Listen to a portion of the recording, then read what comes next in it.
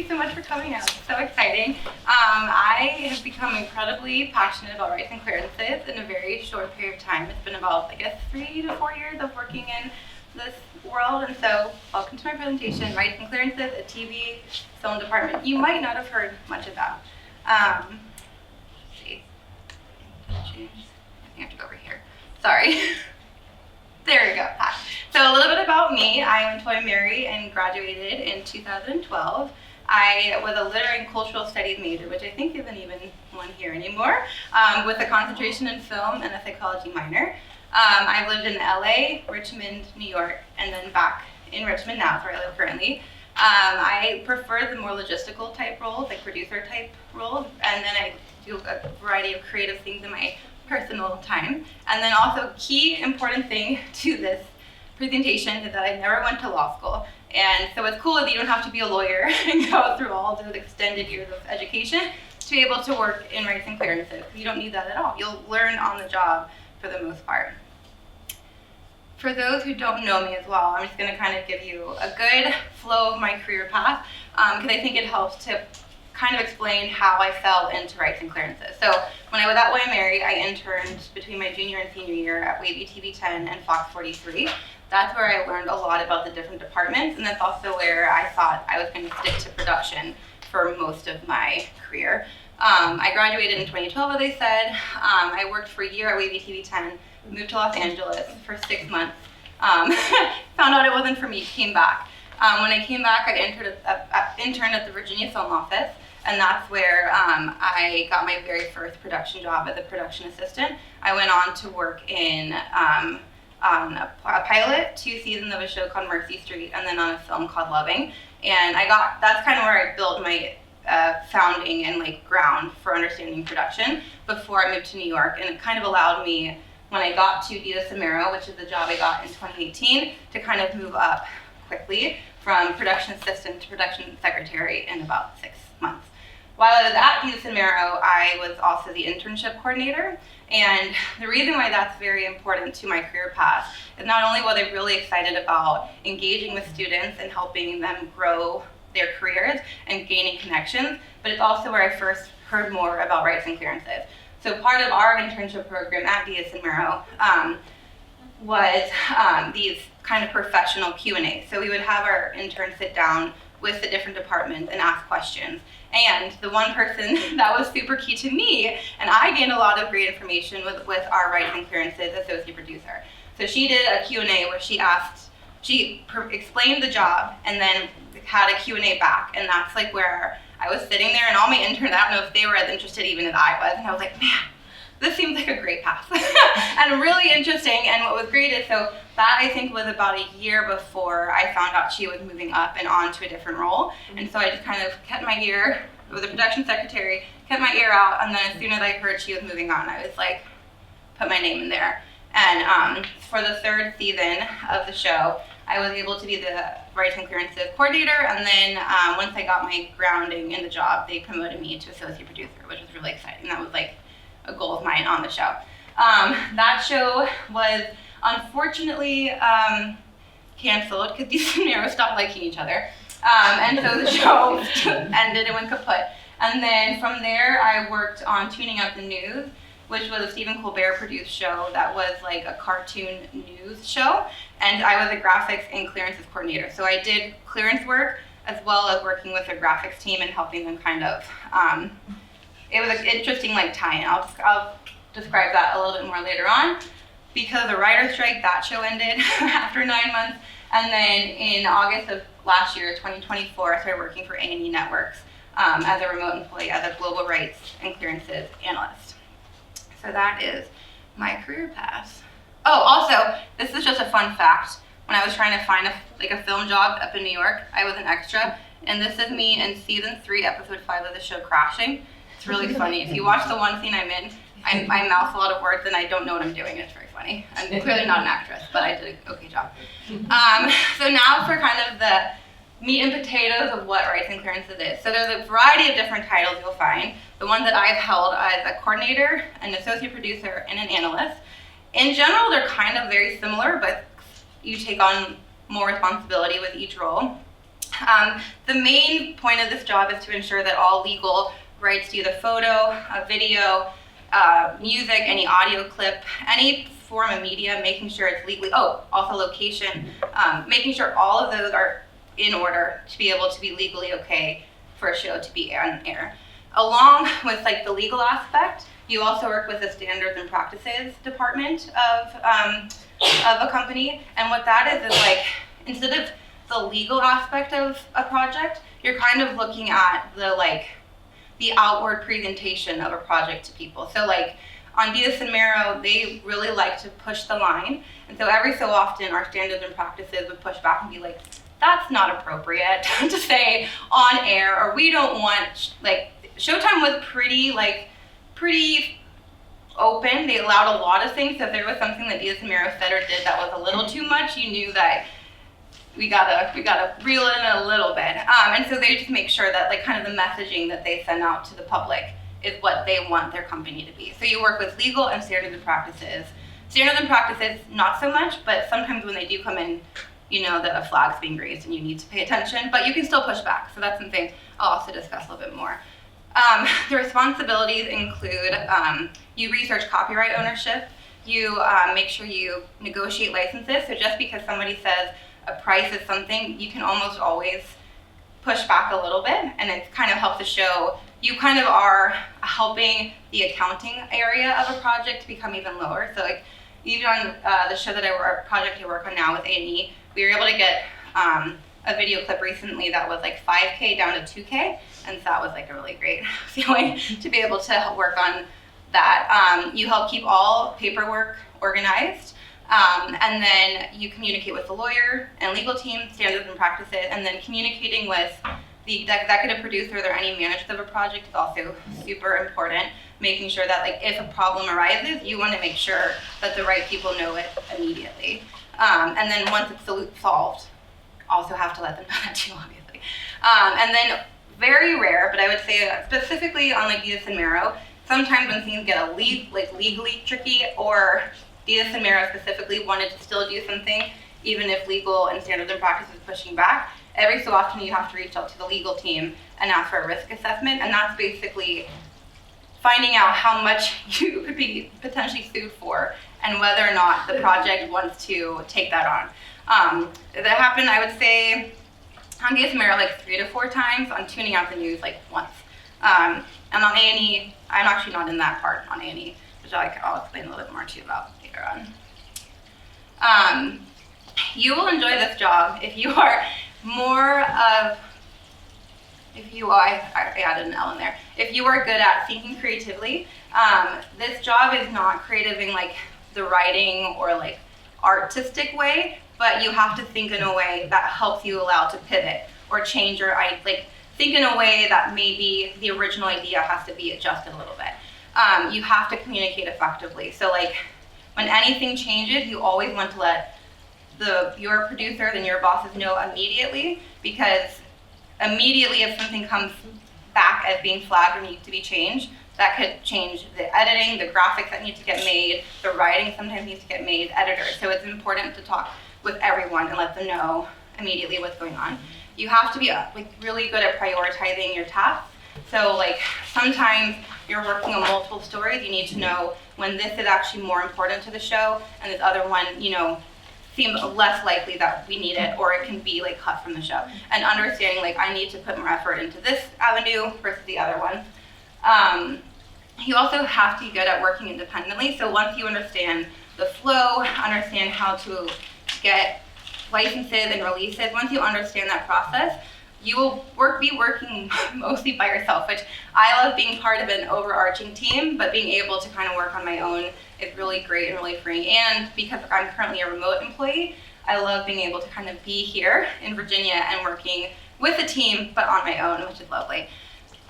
You also have to be an eye for detail. So a lot of times, especially when I was on Diaz and Mero, but also a little bit on all these projects I've been on, you will sometimes be not the final, but one of the final eyes on a project. And what you have to do is make sure you've made notes of all the legal changes that need to be seen in the final product. So on Diaz and Mero, 6:15, our show would be sent to the network at 7 p.m. On our show date, at 6:15, we'd sit down and watch the show finally. And I was like, oh, okay, cool. We have to make sure that like we have that attribution, and we need to make sure that that clip is actually like 1 or 2 seconds too long.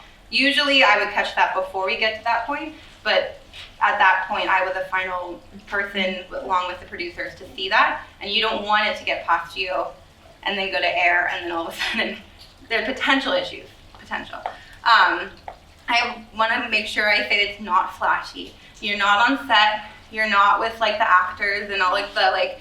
You are, but what's cool is you do get to be part of important conversations where like when I changed into Rights and Clearances, I finally got to be in the conversation with producers, and it was just like really cool to finally hear like not just like what are we getting for crafty or food or what do we need for a shoot, but being in like, we're gonna be going here and filming this, and we wanna use these images and these videos, and working on the actual content of the show.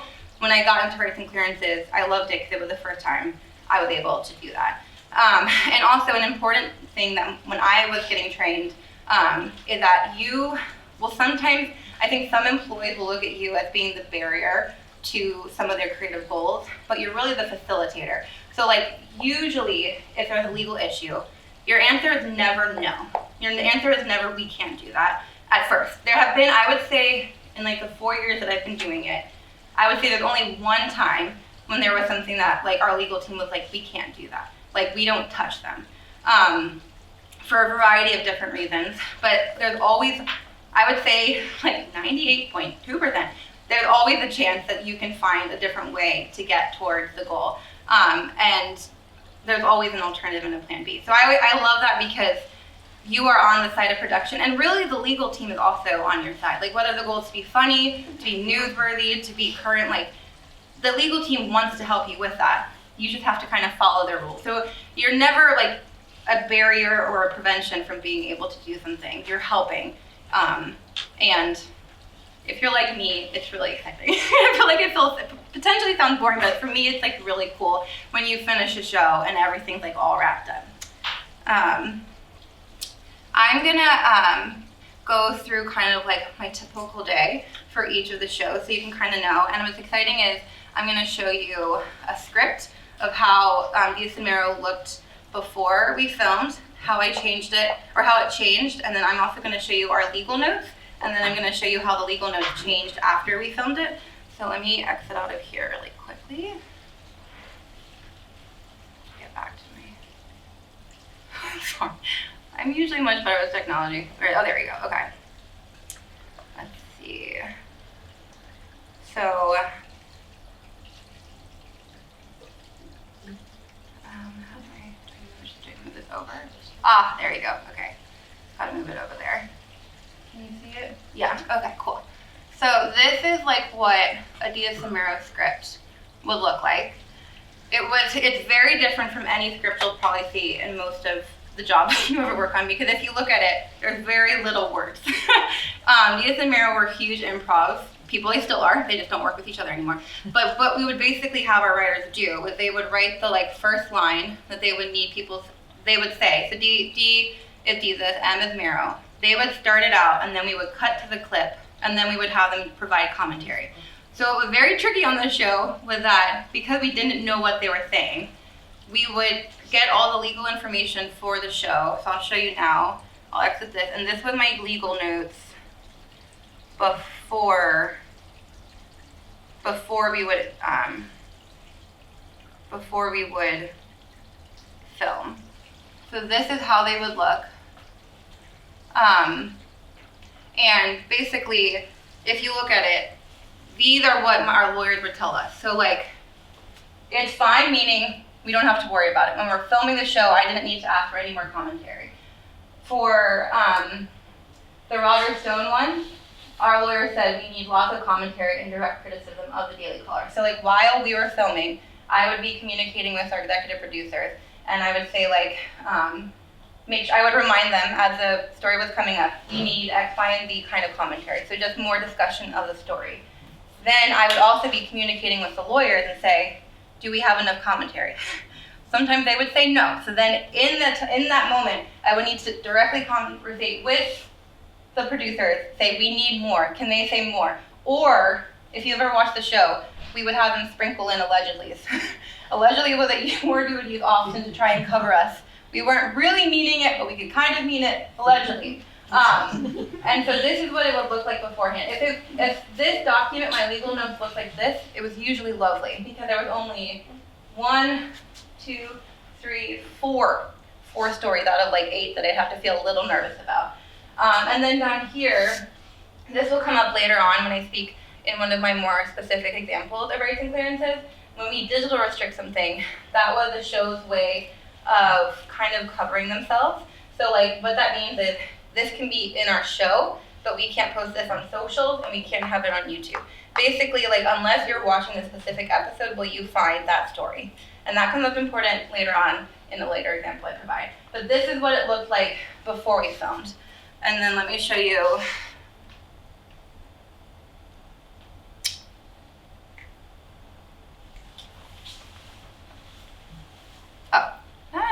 Yes, okay. So this is what it would look like afterwards. So as you can see, that said keep line when they express confusion. So that was like something that helped legally their case for providing that story. These ended up being fine. So like whatever we did, I think we cut the story that was like the one that was digital restricted. But this is what it would look like. So after the show, I would immediately go back to my computer, edit these notes, and then give them to all of our editors and our producers so they would make sure that as they were editing that story, they included these notes. So this is like, I don't know, I think it's really cool to see like how the show evolved in real time. So that's how Diaz and Mero works. So basically, it was an interesting show because it was like it changed a lot faster than any of my other shows. Like tuning out the news, because it was a news cartoon show, by the time we got to the filming part, it was kind of locked in. They just kind of needed to get the voiceover from our actors. Sorry, I'm just need to get out of this. Technology, help me out. Oh, there we go. Okay. Did I do presenter view? Yeah. Okay.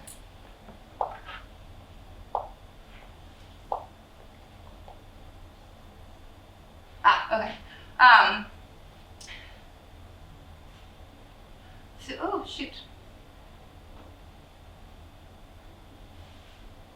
Okay, just allow. Okay, cool. So yeah, so Diaz and Mero, it was, we had to basically clear everything by the show, and then after, there was about a 3-hour window on show days where I could still continue to clear stuff. But basically, like anything by 4:30 really needed to be locked in. So the editors could finish any music sweetening or any color correcting. Then by 5:30, 6 o'clock, we would watch the final version. They would do any final changes that they had, and then we send it to the network by 7 p.m. It would air, one season was at Thursdays at 11, I think Sundays at 11. It changed based on the season. And on that show, it was different than my other ones because I was the key rights and clearances. Everything rights and clearances went through me, everything. On tuning out the news, it was a little bit different because I was graphics and clearances coordinator. And so on that show, a large portion of my job was making sure all the graphics that our team created was kind of in a good workflow. And then my legal side was very small. I'd also say our Diaz and Mero lawyers were stricter, but had a great sense of humor. Tuning out the news lawyer, I don't think he said no to anything. I don't really, he was very, very, very lenient. And there were things that I think our Diaz and Mero lawyers would have said, we need to change that. That tuning out the news lawyer, he didn't also like responding to me. That was frustrating too. But in general, that show was more lenient, but they did more like poignant news, like actual, like, it was a cartoon, but they spoke in a more like serious tone, whereas Diaz and Mero was, you never knew what they were going to say. And then for A&E Networks, I'm their global rights and clearances analyst. And this show is different from my other previous because my current job has me working in reuse. And so what that means is I'm working on shows that have actually already been made before, but they're getting cut into compilations. So like top 5, like I'm currently working on Tiny House Nation, and it's like a compilation of 3 episodes from a previous one. And so in some ways it's great because they've already been licensed, but what you have to make sure is that all these licenses are still current. So that's my main thing. And so instead of working on a show that has a strict deadline, these have been very way more relaxed, but they're still they obviously need you to get it done by the time your contract is up. And currently, my current role is going to end on April 4th, and then I'll be in a different role on April 7th. So that'll be a different side of rights and clearances through the company, where I think I will be working on more current projects. And if you have any questions after I go through my slides about any of these jobs, I can go into more detail, or really whatever you guys would like to know. So the pros and cons of rights and clearances. So the pros is that you can be in the room where exciting conversations are happening, and you get to feel more involved than I've ever felt in production. And you don't have to be on set, which for me is a pro. I really, some people love using walkies, which I don't like. I don't like to talk in them at all. It stresses me out at all. I also like that now that I live in Virginia and Richmond, I'm able to find remote work in this. It's a very, you can be on set for rights and clearances, but you're really not needed there. So usually they'll have you just work and answer questions. If some people are on set, I used to have people message me can we use this photo, and then I do the research and get back to them. I never had to be there in person. Like I said earlier, creative thinking and trying to find good pivots or plan Bs in a way that you sometimes want to be a step ahead of the producers. That way, when you present a problem, you can be like, hey, this is an issue, but we could use this photo, and kind of get ahead of things in that way. It's so exciting once the show's all squared away and buttoned up. When you send it off, it feels really satisfying when everything's legally covered. It's also neat because when you are a production secretary, what you're doing is important, and what you are helping support is really cool. But what I love about doing this is being able to see my work on TV finally. I not specifically be that video is on that screen because I licensed it and I did that work. And so it's just really exciting for me. And then even in my outside life, outside of work, I become a better negotiator and a better contract reader because of this job. I now, when I have rents, if it's too high, I will sometimes push back I am working. And then also I always, in all of our leases, I read all of our rents, and almost every time I see a note and I get it edited. And it's been helpful in almost every situation. The cons is that it can be stressful. So I feel better now, but when I first started, it felt really heavy. I don't want to be the reason why somebody comes and puts out a claim on the show. I don't want the show to get sued. I really want, before it ever gets to that point, everything to be good and cleared. And in reality, there's so many checks and balances. You are never the reason why a show would get sued, but it does feel heavy sometimes of what if I forgot one detail and then it comes out? And so sometimes that is a little bit heavy, but in general, it's not. If you work in this field, it's not anything that's a true worry in general. I think it's more in my brain. Sometimes lawyers can be slow to respond, and that can be really frustrating when you have a strict time deadline that you have to meet. But lawyers have a lot going on outside of the individual show that I'm working on, and so not only will I get impatient, but sometimes you'll get the producer being have you heard back? Have you done this? And my goal is to always be able to touch base with the producer before they get back to me. I always want to be able to do that first, and so that can be stressful. And then every so often, lawyers will give an answer that producers won't like, and that can be a lot, because then the producer will be you need to push back. Why can't we do this? And on Diaz and Mero, a lot of things could be pushed back because they say this is for comedic reasons. That's why we can do X, Y, and D. It's for the comedy, for the content of the show. And sometimes once they would say that to the lawyer, sometimes they'd be oh, okay. We would see the hesitancy, but they're we understand that the reason behind the show is for the creative aspect of the show. But having to get the pushback and kind of going back and forth between lawyers, I will say that when it gets to a certain point, and if the lawyer's really pushing back, you do have the support usually from if the executive producers really want to do something and the lawyers are pushing back, that's when sometimes the producers will be we will help step in, but you will still be part of the conversation. So on an email, you'll still get CC'd and you'll see this thread, which is also exciting and allow you to be part of it. But you'll be sometimes in the middle of the crosshairs of people's creative arguments. But everything always gets settled. And this is neither a pro or a con, but you will never watch TV or film or listen to a podcast or any music the same after you work in rights and clearances. You will always watch a TV show and be like, I wonder how much that costs, or I wonder how they license that, or I wonder, like, if you watch Bachelor Pad, they use an NSYNC song, and rather than just relaxing and watching the show, I was like, I wonder how much it costs to like license an NSYNC song. Like, it must be really expensive. How they do that? I never watch anything the same way I used to, which is also fun, but it's also like, oh, I wish I could just shut my brain off, but I'm not able to. So an incredibly important thing that you need in rights and clearances is a lot of documents. A large portion of your job is keeping these documents organized, and then at the end of the season, you will submit Bibles, which is basically just like a list of all the documents organized and in a way where basically like from past me is helping future me by allowing all these documents to be organized. So like if anyone ever wanted to go like best of Diaz and Mero, they would hopefully go back into my episodes and be like, okay, cool, we were able to do this, re-air this piece because this person organized all these documents and all these releases. And so the documents you'll need a lot are location agreements, appearance releases, music licenses, vendor agreements, material releases, and clip licenses. So these are kind of the gambit of like what you'll need to be able to ensure that somebody provides permission for you to use something. And on most, if not all these documents, you're going to want the standard TV rights, which is all media, which means you can use it in any form of media, movie, TV, music, I guess theater too, I don't know, essentially. Worldwide, so across the entire world, and then in perpetuity, so forever. You want to be able to have, no matter what, there is a chance that sometimes certain vendors will be like, ooh, we don't want forever.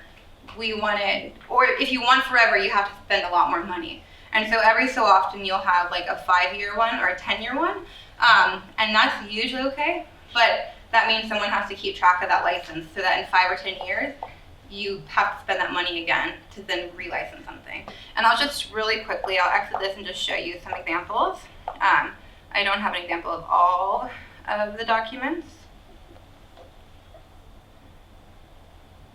Sorry, there we go, there's my arrow. So, let's see. No, okay. Sorry.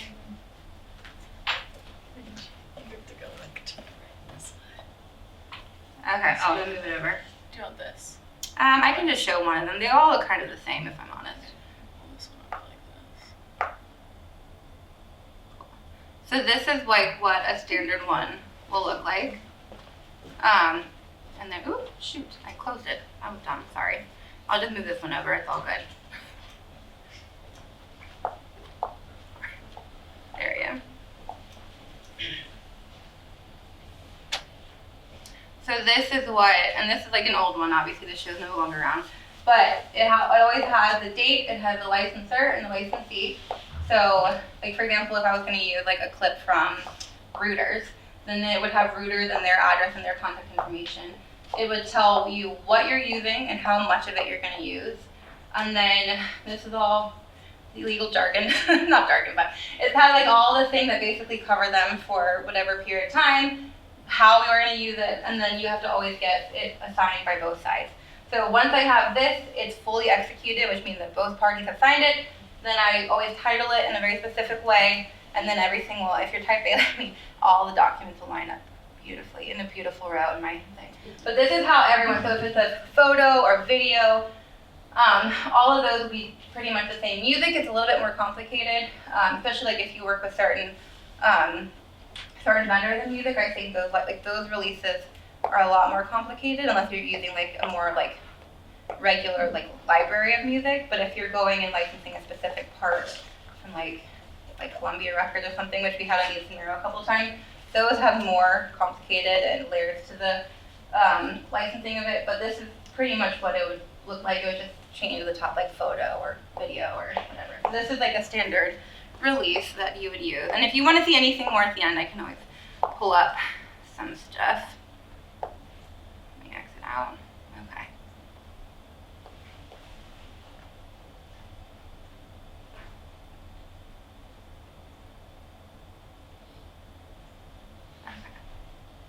And then some examples. This is like fun for me. So at the college level, what's very great for all college students is you should take advantage, because you can do a lot of things for free by being a student. So like, for example, the festival trailer, since it's part of the college, you don't have to pay for the videos and you don't have to pay for the music. You can just put it together. And it's interesting, like if you watch through the festival trailer, there's like a logo. If I was doing this on a job, I want the logo. I need a materials release for the logo and the art for that. For the clips, you'd want to have all the clips, licensed, and you'd want to have like documentation of the music that's in it. But for the festival trailer, you don't have to, because it's part of the college, which is cool. At the professional level, so on Dia Samaro, I'm going to give 2 examples, both from Dia Samaro, because that was a show that was the most litigiously tricky from my experience. Is the first example I'm going to use is Guinness World Records. This is a company that apparently is incredibly litigious. Like, they do not usually let most people use their product or their videos or their photos. And we had a story, I believe the one that, and what's interesting is I don't have an actual video to show you that is our clip from the show, because it was digitally restricted, like I mentioned earlier. I had looked on YouTube and I remembered, oh duh, we had to digitally restrict it because it was a litigious company and we don't want them finding out that we used it unless they're watching the show specifically. And so we had to go back and forth a lot with the lawyers, because I wasn't even able to license the photos or the videos. Like, they wanted us to do everything on like minimal as possible. So we did use a clip, but I wasn't able to use, I think, more than 8 to 10 seconds. So that's a way that lawyers will oftentimes come back with like, you can use that, but only use 5 to 8 seconds of it. And which is hard, because if you're trying to make a joke and you only have 5 seconds, sometimes it's hard to. So oftentimes, if there was a video that we couldn't use a lot of, I would look for photos to kind of supplement the audio or the video not being able to be used.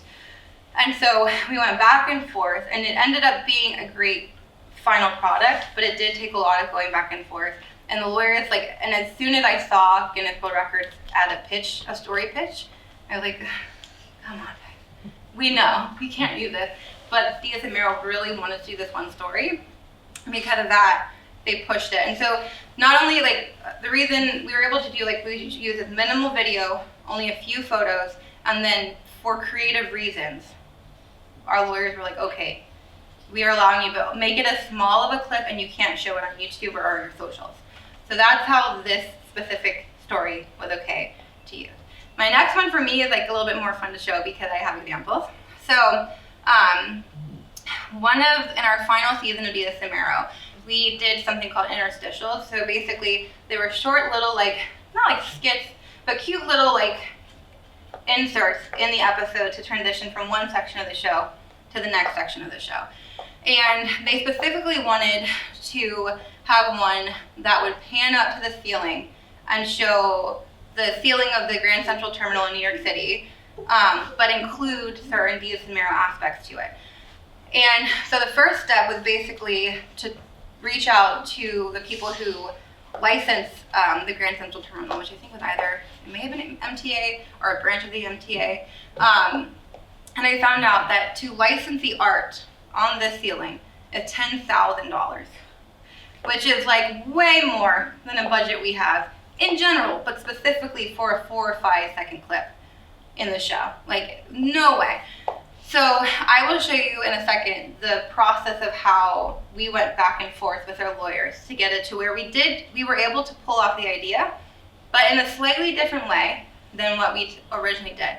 And so I will just go ahead and I'll escape and just show it to you really quickly. So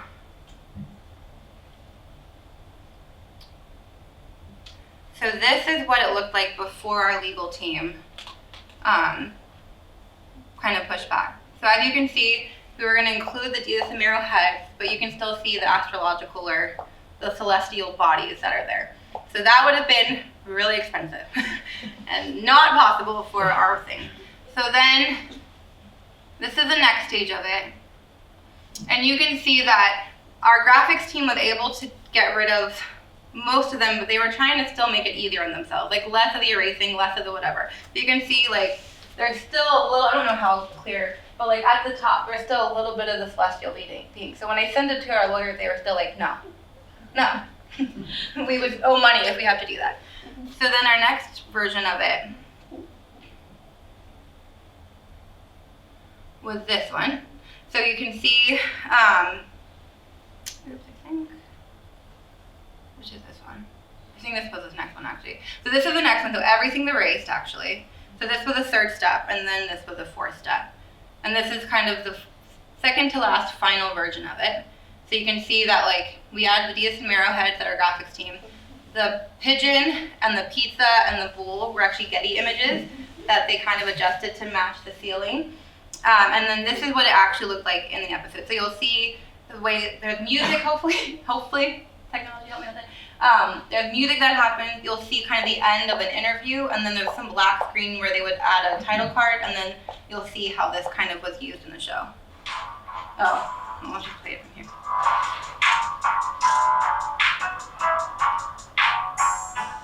So that's how the final version ended up.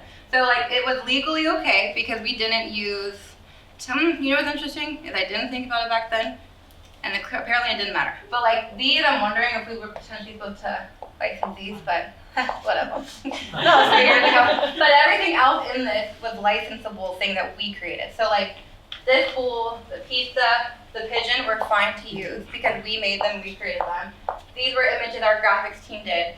And then these lines, they look very similar to what's in the actual one, but our team created them. So like if they would ever come back, like, no, don't worry, everything's good. So visually this is that the music that we played with the sting that we've had since the beginning of the show.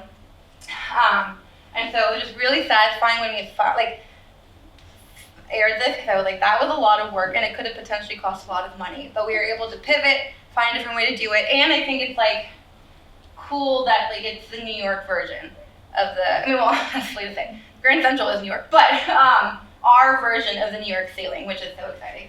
So that's like, it was a really satisfying scene to kind of finish and kind of put a bow on, because it like took a lot of back and forth, a lot of versions, and I kept this clip because I just like loved it, obviously. But R.I.P. Diaz and Mero. They're still alive, the show, obviously. Potentially my favorite job I'll ever have, but hopefully not. They're just so good. Okay, and then I'm basically done. Just the next slide is so if you have not met me before, I do a monthly newsletter. So my email is up there. If you would like to be added to the newsletter. I put out a newsletter September through December. I take January off and then I send it February through May or June, and it's all about the William creative community. So if you work in film, TV, movies, music, theater, dance, anything creative. People are like, I don't know if this applies. If you're a creative person, marketing, I think marketing is still very creative as well. Any of those, email me and add your name to it, and you can submit updates, anything, projects that you're working on. I think it's really exciting to know what we all do. If you have any more questions or want to talk more about rights and clearances or production in general, I have obviously that background as well. Reach out to me. I love chatting with people and, you know, providing any insight or networks or connections. And then I have my Instagrams. I have a YouTube channel with 106 subscribers. So if you want to add that. And then I have a blog as well if you want to look at any of that stuff. But if you guys have any questions, the floor is now open to that.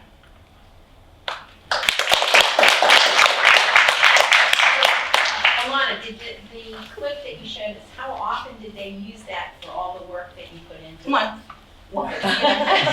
Yeah. And how often were you like exposed to having to do that much work for like a 5-second clip? I mean, I'd say weekly. I feel like almost every week on any job, there's one thing that usually comes up that takes a little bit of zhuzhing, and I would feel that, I don't know if this is true or if it was just in my head, I feel like sometimes lawyers would want an episode where like, sometimes just to cover themselves, like they would be a little harder on certain things that like, and that maybe the previous week they wouldn't have, so like, I would make note of these things and I'd be like, we can use precedent, right? So like, if you did this, if we did this week, how come we can't do it now? And sometimes the lawyers would just be like, oh, you're fine, you're right. Sometimes they just need a little pushback, I think, just to like prove they've been doing their job for us, and you know, they also make money for every second that they feel like they're helping us out.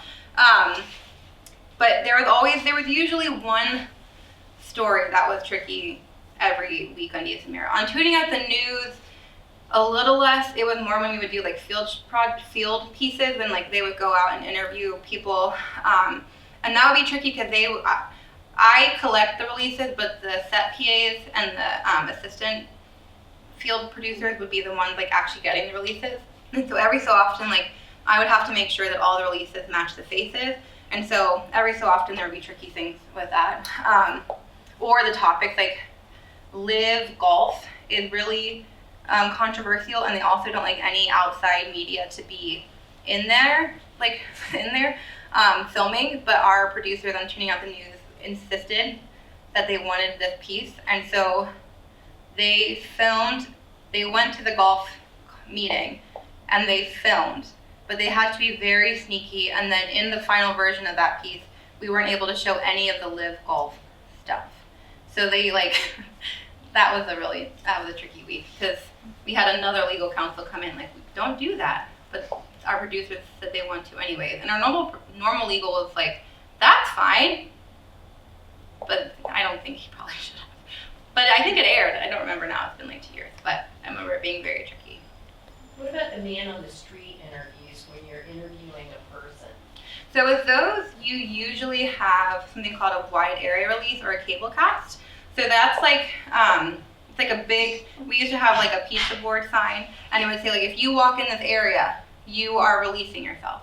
So for the general public that would like walk by those signs, that would allow it. But then for every individual person that they interview and like are on screen and talking, we would have them sign a specific appearance release. And so that's how we would do those. So the faces that you blur in the background are people who aren't in the pizza board area? Yeah. There? I mean, I would say usually we don't blur unless they're like really, really visible. Like if in New York specifically, like if we were having an interview and there was like a bunch of people, you don't usually need to blur a lot of people, because just the way the camera was angled and focused, it's usually just Deez and Mero, and then everyone in the back's kind of blurry anyways. But we would use a wide area release just in case, because you never know. New York's very crazy, and so people would come through, you know, on their own, asking questions, random people, just doing whatever they wanted to do that day. And so they could technically have been cleared too. And on A&E, we use a lot of wide area releases too to help cover a specific variety of different shows.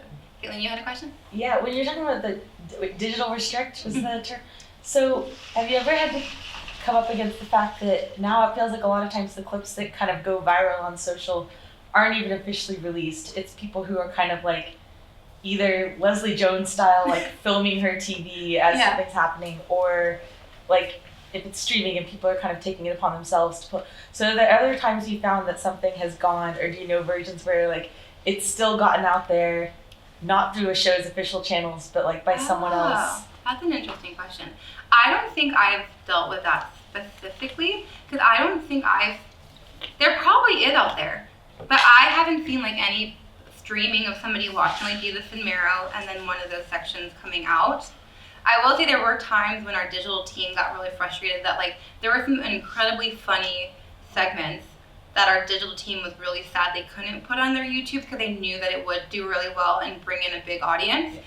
So that was kind of why, like in general, our legal team would only digitally restrict if it really was like there was a couple other ones. I know, actually we would never, Architectural Digest is also incredibly litigious, so if that was ever pitched in like all the crazy celebrity homes, that was like right for great Deez and Mero commentary. But I think we actually avoided, at least by the time, I think when the previous person did rights and clearances, I think they did one, and that was so tricky that they said like never again. So yeah, but I haven't, that's an interesting question, but yeah, none of the shows that I've worked on have I seen somebody like streaming or making commentary on them. But also, you know what's interesting is sometimes commentary on something allows it to be okay.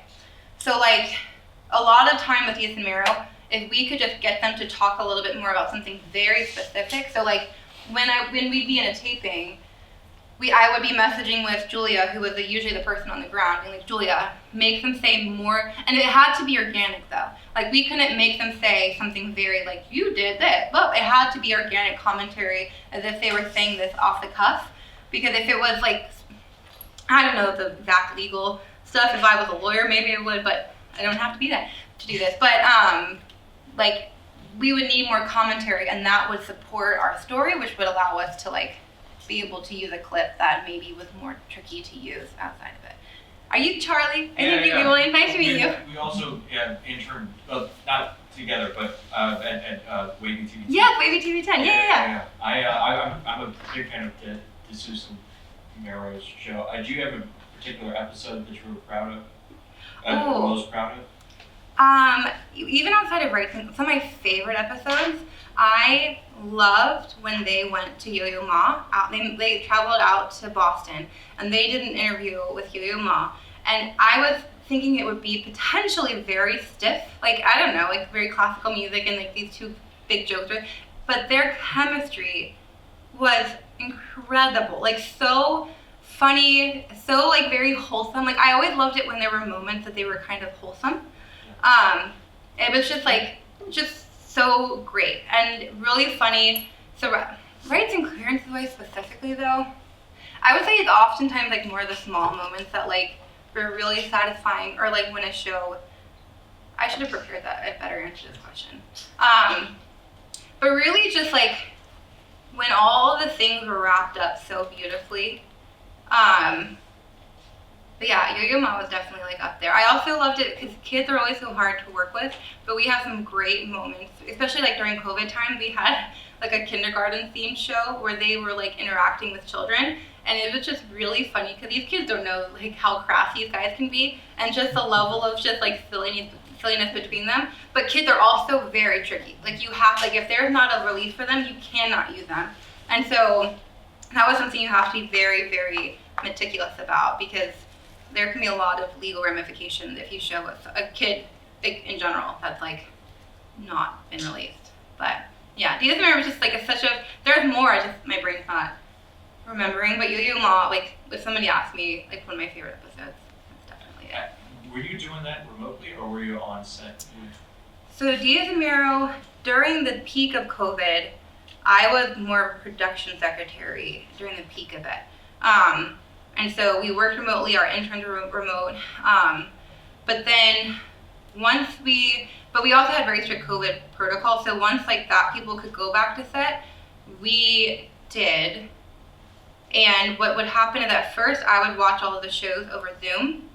And our legal team never came in after COVID. Like I think before I was in rights and clearances, sometimes they'd come to the show taping, but post-COVID, they always were on the streams. And so like our tech team had to make sure they could always get it, because if they missed anything, it'd be really bad. But the final season, I was in person. The only day, because I lived in New York then, I would only be fully remote on Fridays once we got back. Because Monday through Thursday, there'd be film or field shoots and things. And so, yeah, so that was a show that like if it hadn't been canceled, and I probably wouldn't have been able to continue because I was leaving New York around that time. But yeah, it was a pretty, like, outside of Diaz and Mero and like the set people, it was a very remote show. Like I think potentially there was a way they could have made it, that even when I left New York, they could have kept me other rights and clearances. Thank you. Anything else? And if I was just curious how AI's come up, and does that complicate things? It's sort of a gray area, or does it make it easier to maybe kind of get around some issues with clearances? Well, it's interesting because it's actually a conversation that I've been a little privy to at A&E. So they are currently working on their releases and adding in specific like addendums to the releases that help address AI. So like a lot of them basically like making sure the verbiage is in that basically you cannot use AI to adjust like the clips that we've had or the photos that we're providing. But it's also interesting because like, if I'm honest, I'm a little hesitant with AI. I'm not super forward in that kind of way, but A&E as a company really is. Like they have a lot of ways that they're trying to streamline certain processes. So like one way that they're hoping to use it is like when I'm going through an episode of like Tiny House Nation, I have to watch the episode and I note whenever a person appears, whenever a photo appears, whenever a location change. So I have to do all of that, but they're hoping that they can eventually maybe like have some type of document that, or some kind of AI assistance that will help pull out some of that information so it speeds up my work. So that's a way that I'm like, that's kind of nice. I get really anxious about AI. I'm sure that other people in this room are more comfortable with it, but I'm still like, I just don't like, thankfully, and so far I haven't dealt where people are trying to use AI to like replace like any of these processes completely. But I do think it's being kind of used just to help facilitate the process. Or another way they're trying to use it is like if I submit a release or like an old release that's like, and you have to read all of this, like my eyes cross sometimes reading the way that these sentences are written. There's potentially a way that they're trying to make it like if they submit a release, it'll pull out the specific like rights that we are looking for, or let us know that isn't in there. So that's like a way that they're kind of using it. But thankfully, like most of it's being included in releases to help prevent people from using AI to like alter things. So yeah, that's a good question. Yeah. I'm going back a little bit, and I may have missed it, but for the wide area release, do you need to have something done on the back end to protect yourself as well? Or is it just? From what and also no, this is just my experience, but basically a wide area release, from what I've been told, is as long as we have that present, that protects us. So for example, currently I'm working on a show called Storage Wars, and they go to an auction, and I recently just found out with relief that the people who made that show originally had a wide area release, which basically was like such relief because there's a bunch of people I don't have releases for, but we don't want to have to go back and blur all these people. So from my experience, if you have the wide area release, if someone is walking through it or present, it's basically like you're good. If you don't have it, then that's when I then reach out to my coworker who's actually a lawyer. On the show, what show was it? Oh, Hoarders.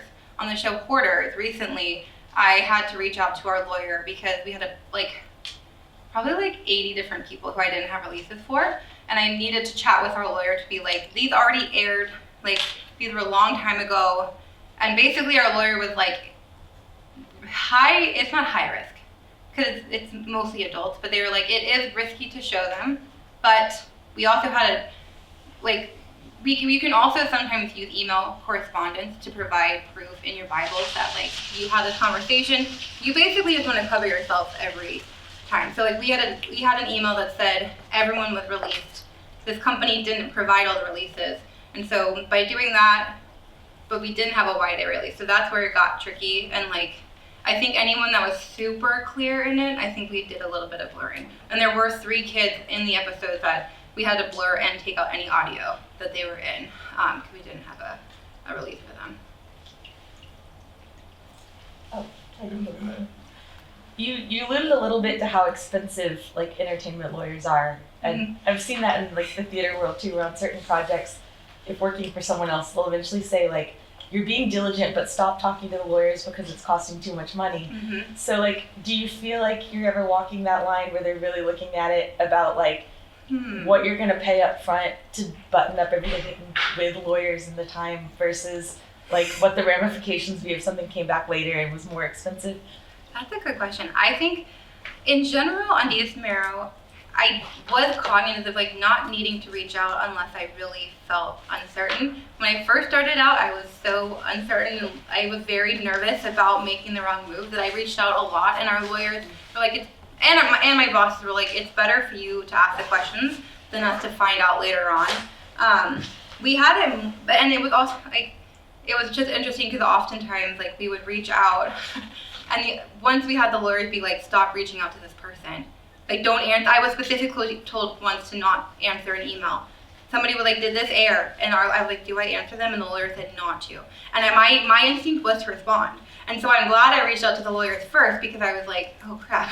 I could have really like messed up something if I had actually answered them. And that to this day, well, my DSMARO email doesn't exist anymore, but they've never been answered.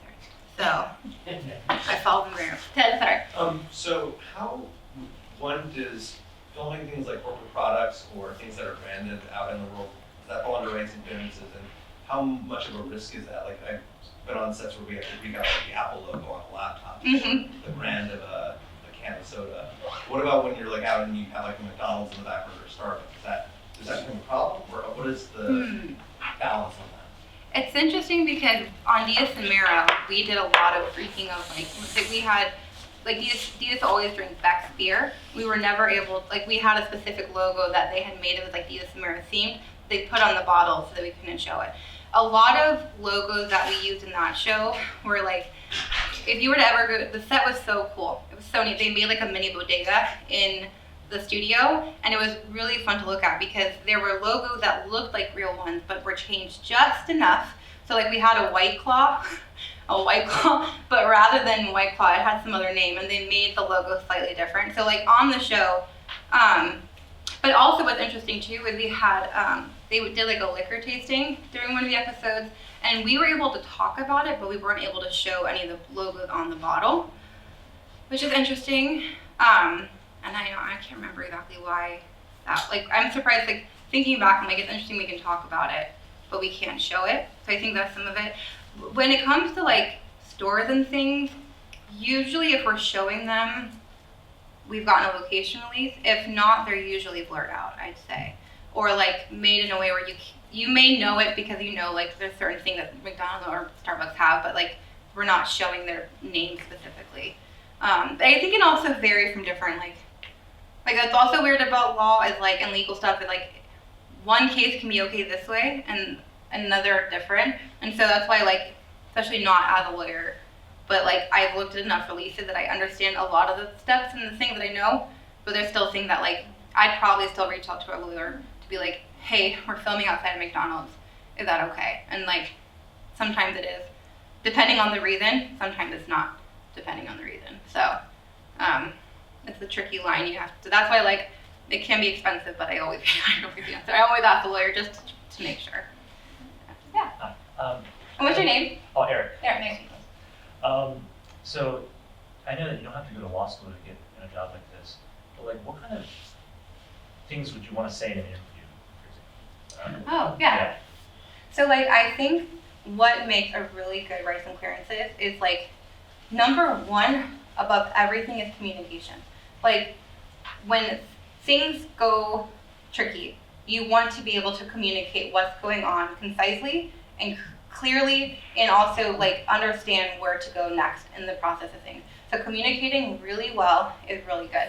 You want to know, you want to be detail oriented. When you're looking at something and like, when you're looking, like, I'm not a lawyer, but I can now read a release and know the details that have to be in it in order for it to be okay. So like, once you learn what that is, and like, be able to say that you can like comprehend details very well. So like, once you understand what the release language you need, once you read a bunch, you'll know.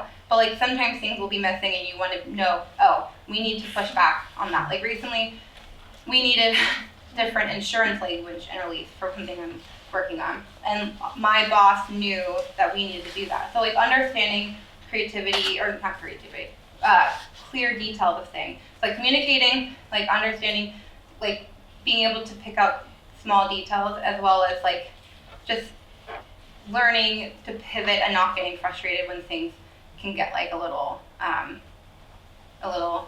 hairy. And also knowing like you're good working independently while being part of a team. Like, it's not like all group work or solo work. It's like you amongst a group of people. That helps. Yeah, and then because it's just like it seems like it would help to have like a legal background or like have experience like reading those contracts. What's great is, so like I helped my uncle once because he was a lawyer, and I helped him very small. So like coming in, I knew very little.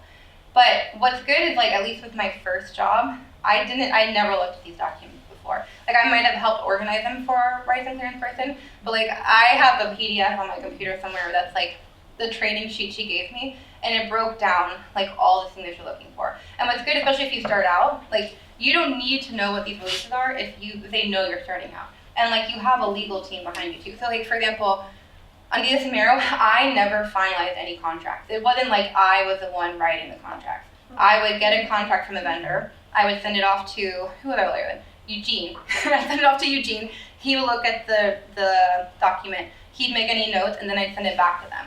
and then they would make their notes, then I would get it back, then I would send it to the lawyer. So like there was a certain level, like I need to know what edits are being made, but I never have to actually know how to write the edits. So like that's where like it's good to like be excited and interested in law, but you don't actually have to have a law degree. And we have, I think, 3 lawyers at A&E, but like my boss isn't a lawyer, she didn't go to law school. All the other analysts are not lawyers, they're all like people who've worked in production and have kind of found their way to working rights and clearances. So like it's helpful if you're excited. And what's cool too is I haven't done it yet, but there's like a free Harvard like I think copyright course you can take. If you're interested, I could try and find, like you don't need to be like at a professional level to do it. Like if you're interested, email me and I could send it to you if you wanted to do it. And it's like, so there are things you can do to educate yourself if you want to feel more like comfortable with certain situations, but you really like, unless you really want to be a lawyer, which I find it interesting, but I just don't want to go to all that schooling and spend all that money for that, if I'm honest. You don't need to have a law degree at all. And you can rely on the lawyers to do the lawyering. You have to just rely on understanding the process of production. That's where your main role is. It's like, you need this release to be able to make a show, reach out, get the release. But then if they make notes, then you reach out to the lawyer to make the notes and then come back. Like you will never be responsible for that stuff. The lawyer will be responsible for that stuff. Any other question? I think we're a little bit over, sorry. Yeah. And what's your name? Sophie. Oh, nice. Do you ever work with trademark phrases? Like I know there's some on storage wars. Oh, you know what's interesting? Not in my experience yet. Yeah, we haven't. There's a variety of different like I think subtitles or something that like there's like I think specific fonts you want to like be making sure like you have licensable and certain like, but never. I haven't run across a trademark phrase yet. I think in general we avoid those, and I think if I'm honest, I'm working on like the back side of storyboard, so somebody else did the actual like grid, which like provides all of the releases that we need. I didn't do that part. A coworker, I just came in after him and am doing the compilation of the Bible for them. So there may be a chance of that. That's an interesting question. If I come across it, I'll need to look into it. Anyway, thank you all so much for coming. If you have any other questions.